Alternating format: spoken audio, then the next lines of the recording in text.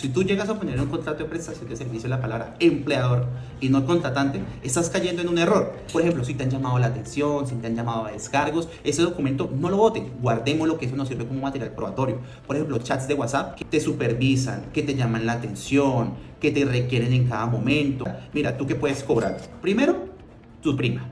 Puedes pedir también tus cesantías, los intereses de cesantías. Se te demuestra la relación laboral en un contrato de prestación de servicios, con todo respeto y de forma personal, usted va ganador, va con mucha plata a su bolsillo. Hola, hola, bienvenidos a un nuevo episodio de A lo Legal, el podcast de G Legal, donde ponemos la ley más cerca de ti. Hoy vamos a hablar de temas laborales. A través de nuestras redes sociales nos llegan múltiples preguntas, múltiples casos sobre las situaciones laborales que empiezan por un contrato mal ejecutado o simplemente por no leer las cláusulas de nuestros contratos. Para hablar de este tema nos acompaña nuestro abogado especialista en Derecho Laboral, Andrés Calderón. Andresito, muchísimas gracias por estar nuevamente con nosotros en A lo Legal. Muchas gracias, Milton, por la invitación. Estoy muy alegre nuevamente en volver a este programa. La verdad me alegra mucho hablar en estos temas de derecho laboral y especialmente en la protección de los contratos laborales que los convierten en prestación de servicio para enmascarar una verdadera relación. Eso es muy importante saber. Es decir, Andrés, que esto es como una pequeña trampita de algunos empleadores. Claro que sí, esto es más que todo como lo que tú dices, una trampa, una mentirita piadosa que te dicen para contratarte por una modalidad que no debería de ser así. Empecemos definiendo, o sea, ¿qué es un contrato realidad?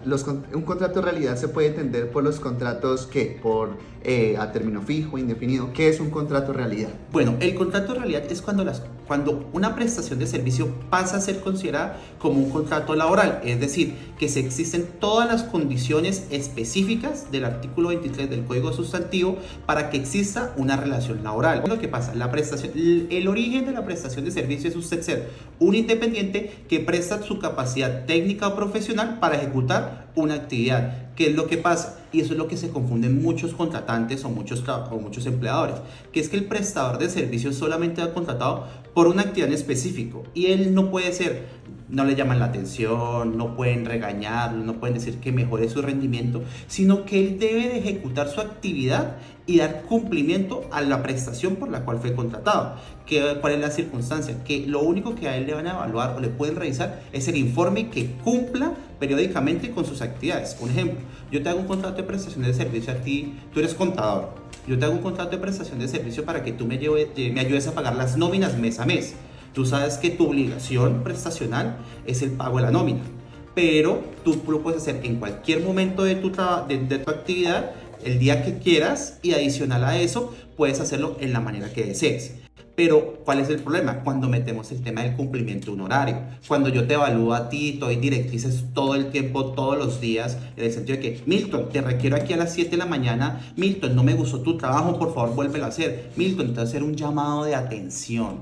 Ahí es cuando existe un contrato de realidad. Cuando se pervierte la prestación de servicio, que es un contrato comercial o civil, a un contrato laboral. Pasamos de estar aquí y lo mezclamos los dos, hacemos una mezcolanza y queda un contrato laboral a ojos de la ley. ¿Qué es lo que pasa? Yo te puedo decir, eso es un contrato de prestación laboral, pero quien lo decreta, la realidad sobre las formas, es un juez. Andrés, hay unos puntos bastante importantes porque normalmente los contratos por prestación de servicios, como tú mismo lo indicas, tiene ciertas cláusulas, como algunas actividades que se deben de cumplir. ¿Qué sucede cuando en esos contratos por prestación de servicios la última función o la última cláusula dice o todas las demás actividades que su empleador designe? Ahí está la palabrita y el error. Si tú llegas a poner en un contrato de prestación de servicio la palabra empleador y no contratante, estás cayendo en un error. Y sobre la cláusula que tú dices, porque eso es muy correcto, eso lo hacen, ¿cuál es la cuestión? Que esas demás actividades no pueden ponerse adicionales actividades que no vayan con tu giro ordinario o con tu actividad prestacional. Un ejemplo, lo que te decía, tú eres contador, sabes que tus funciones son de contador. No puedo ponerte a ser abogado, no puedo ponerte a ayudarme con el tema del aseo de la oficina, porque entonces yo te estoy dando una directriz y te estoy cambiando tu prestación de servicios. Ok, pero entonces pongamos el ejemplo de la siguiente manera. Listo, a mí me contratan, yo soy contador, me contratan como prestador de servicios para que realice el pago de las nóminas, que era el ejemplo que me estabas poniendo. Sí, sí. Pero resulta que esta labor tiene un tiempo y un espacio. ¿A qué me refiero? Las nóminas, cuando se pagan quincenales, pues se pagan los 15 o los 30 o los 5 y los 20. Es decir, hay un espacio y hay un tiempo. El hecho de que el contador esté contratado por prestación de servicio no quiere decir que entonces va a realizar el pago de la nómina el 25. ¿Cómo funciona aquí? Porque de todos modos ahí ya entra un tema, reitero, de tiempo y espacio para el cumplimiento de esa prestación de servicio. En ese momento, si yo contrato al contador, si me contratan, pero resulta que es que yo no pagué la nómina al 15, sino que me pasé. ¿Por qué? Pues porque yo soy prestador de servicio y yo verá cuándo hago la nómina y cuándo la pagan. Ahí sí viene justamente una retroalimentación o un proceso por parte del contratante o cómo funciona en ese espacio. Porque, a ver, aquí estamos, digamos, un ejemplo, poniendo el ejemplo de que literalmente sería una vez o 2 veces al mes. Pero hay otros contratos por prestación de servicios donde el servicio tiene que ser diario. Llámese, por ejemplo, los periodistas. ¿Sí? Contratan a un periodista por prestación de servicio, pero resulta que todos los días hay noticias. Y resulta que las noticias pueden ser a las 7 de la mañana, a las 5 de la tarde, a las 10 de la noche, a la hora que sea. Ahí cómo funcionan esos contratos. Lo mismo los médicos. Si yo contrato un médico en una clínica para atender unos pacientes, pero pues yo en el contrato no le puedo decir usted me va a atender a tal paciente a tal hora porque pues finalmente no sé cuándo se va a presentar la urgencia. ¿Cómo funcionan esos contratos de prestación de servicio ahí? Bueno, por ejemplo, en el caso de los médicos es muy complejo porque lo que tú dices es muy cierto. Generalmente ellos se les contrata por prestación de servicio y ahí viene mi pregunta. ¿En qué momento la medicina o el servicio médico se presta un servicio y no es una actividad laboral? Porque te requieren a ti en cualquier instante, en cualquier momento o inclusive como prestador de servicio, aunque tú no cumples un horario, te hacen trabajar 12, 16, 14 horas por el tema de las urgencias. Ahí es donde uno puede decir y entrar a detallar el tema de si existe un contrato de realidad o no, si tú estás bajo subordinación o no. Ese es un tema muy amplio que en mi especialidad lo hemos tratado y he leído bastante jurisprudencia sobre esta circunstancia, porque pese a que el horario no haga parte de, o sea, pese a que el horario, el prestador de servicio no tenga que cumplirlo, en ciertas ocasiones y en ciertas actividades muy en específicas sí se debe cumplir. Un ejemplo, tú eres el contador, ¿sí? Tú sabes que tiene una obligación los 15 y los finales de mes. Tú sabes que en ese tiempo debes de cumplir con el pago de la nómina antes de que se cumpla, porque si no incurrirías en un incumplimiento de tus obligaciones como prestador y te van a decir muchas gracias, incumpliste, vete. ¿Qué cuento de despido por justa causa? ¿Qué cuento de que hacerte un llamado de atención? Nada de eso. Te cogen el contrato y te lo acaban. Ese es el beneficio que da el contrato de prestación de servicio. Si tú incumples con las cláusulas y con tus obligaciones por las cuales fuiste contratado, te lo pueden acabar. Pero lo que te digo, el tema del horario es un poquito... actualmente la norma ha sido un poquito como más laxa, lo ha permitido un poquito más, dejamos que lo suelten un poquito, porque en ciertos casos el horario o la actividad debe ser ejecutada en un horario. Por ejemplo, yo no te puedo llamar a ti a las 12 de la noche para que vengas a hacerme una actividad. Yo te llamo en mi giro ordinario, en mi horario normal, de donde yo presto mis servicios. Por favor, ven, por ejemplo, hoy lunes de 7 a 5 de la tarde para que me ayudes a pagar las nóminas. Tú vienes porque sabes que este es el horario que tiene la empresa contratante. Sobre el tema de los médicos, lo que te digo, hay que revisar, hay que estudiarlo muy bien porque el caso de ellos es muy complejo, porque sí, yo he visto médicos que los contratan por prestación de servicios. Mi suegro, de hecho mi suegro es contratado de esta forma y eso me parece un poquito absurdo porque enmascaran la relación laboral. Te dicen tú eres independiente, tú puedes hacer lo que quieras, pero ¿cuál es la cuestión? Le prestan los insumos médicos, le prestan todo lo relacionado a su actividad laboral, a su actividad prestacional, que es el tema de la medicina, y adicional a eso, les dan el personal a cargo, ¿sí? Entonces yo digo, hay prestación de servicios, no lo hay una relación laboral, pero lo que te digo, yo lo puedo decir, pero quien lo decreta es un juez con las pruebas. ¿Qué pruebas serían necesarias para poder solicitar algún proceso para que, bueno, digamos un ejemplo, pase de ser contrato por prestación de servicio a un contrato realidad? O si en su efecto resulta que a mí me sacaron y yo resulté que ya llevaba 8 años trabajando por prestación de servicio, ¿cuáles son esas pruebas que debería de apuntar o tener para poder solicitar alguna indemnización, algún cambio, bueno, lo que sea para realizar el proceso?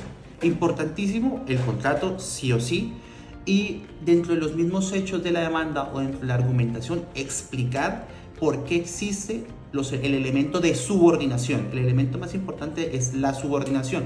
Por ejemplo, si te han llamado la atención, si te han llamado a descargos, ese documento no lo voten, guardémoslo, que eso nos sirve como material probatorio.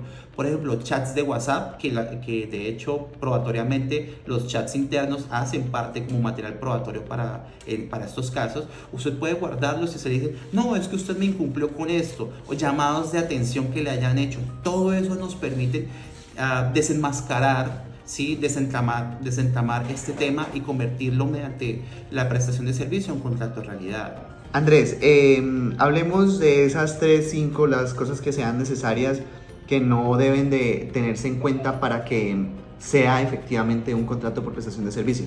¿A qué me refiero? Si tienes horario, no es un contrato por prestación de servicios. ¿Cuáles serían esos otros ítems para saber qué no se debe de hacer en un contrato o qué no debo de recibir en un contrato por prestación de servicios? Bueno, digamos lo que el artículo 23 del Código Sustantivo establece los elementos del trabajo. Son 3. Horario, una remuneración y el más importante es la subordinación. Horario, pues lo que te digo, la jurisprudencia ha sido como muy permisiva por lo que te expliqué, de que si es el giro ordinario de las cosas, lo permite. Bueno, el tema del pago, que sería el salario. El salario para un trabajador es salario, para un prestador de servicio se llama honorario. ¿Qué es lo que pasa? Como eres prestador de servicio, tu salario se vuelve tu honorario. Y la subordinación, lo más importante es la subordinación. Si tú sientes que te supervisan, que te llaman la atención, que te requieren en cada momento, que te hacen llamados de atención, que te llaman... ¿Informes? No, el tema de los informes es necesario. Pero, digamos un ejemplo, a que me refiero, digamos, a que uno como prestador de servicios debe de presentar un informe final. Si además a ese informe, digamos un ejemplo, te piden un informe de qué hiciste el lunes, de qué hiciste el martes.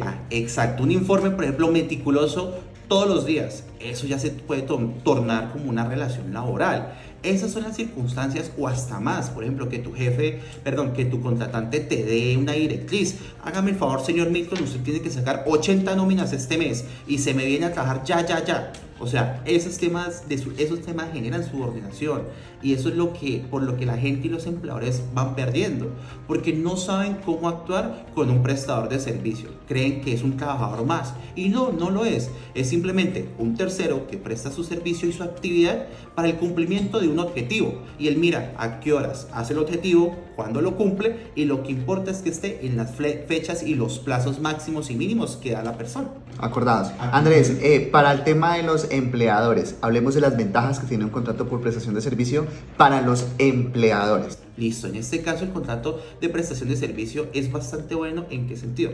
Porque tú a la persona le pagas unos honorarios, ¿sí? Y ellos de forma independiente deben de hacer el pago de su seguridad social.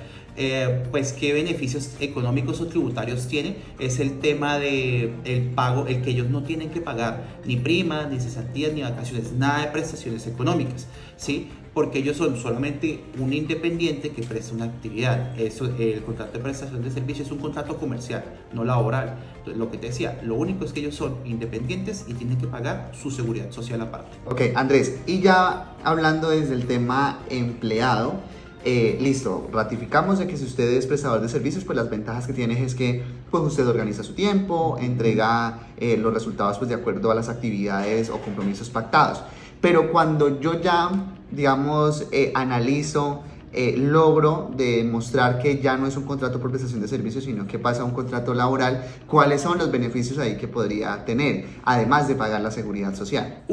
Importantísimo. Si un juez te llega a declarar esto, o si tú sientes y quieres demandar, mira, ¿tú qué puedes cobrar? Primero, tu prima. Todas tus primas, por ejemplo, el caso que tú me pusiste, la persona que trabajó 8 años, tu prima de los últimos 8 años. Puedes pedir también tus cesantías, los intereses de cesantías. Y tras de eso, según las vacaciones. Y adicional a eso, como hay una sanción moratoria por el no pago de las cesantías, entra la sanción moratoria de los últimos 3 años, que eso equivale a un día de salario por los días que no te han pagado. Y adicional a eso, pues el tema del pago de la seguridad social, de la cantidad de tiempo que trabajaste con ellos. O sea, una sanción de esas puede estar hasta sumando casi 150 millones de pesos. O sea, realmente, si se te demuestra la relación laboral en un contrato de prestación de servicios, con todo respeto y de forma personal, usted va ganador, va con mucha plata a su bolsillo. Bueno, Andrés, pues yo creo que la invitación queda más que clara y ratificada de que si usted en este momento es prestador de servicios y considera de que se ha tenido subordinación, el pago de los honorarios y el cumplimiento del horario, o mejor dicho, para resumir, de que su jefe efectivamente es su jefe y lo único que está es dispensándole su contrato laboral por un contrato de prestación de servicio, pues comuníquese de forma inmediata con nosotros a través de nuestras redes sociales. Nos puede ubicar como @glegalco. Andrés, muchísimas gracias y por supuesto estás dispuesto a atender todos los casos que nos lleguen referente a estos contratos laborales. Muchas gracias por la invitación, Milton. En serio, me alegra mucho estar acá y poder hablar de estos temas contigo y que la gente los conozca. Bueno, Andrés, muchísimas gracias nuevamente. Yo soy Milton Medina y esto es A lo Legal, el podcast de G Legal donde ponemos la ley más cerca de ti.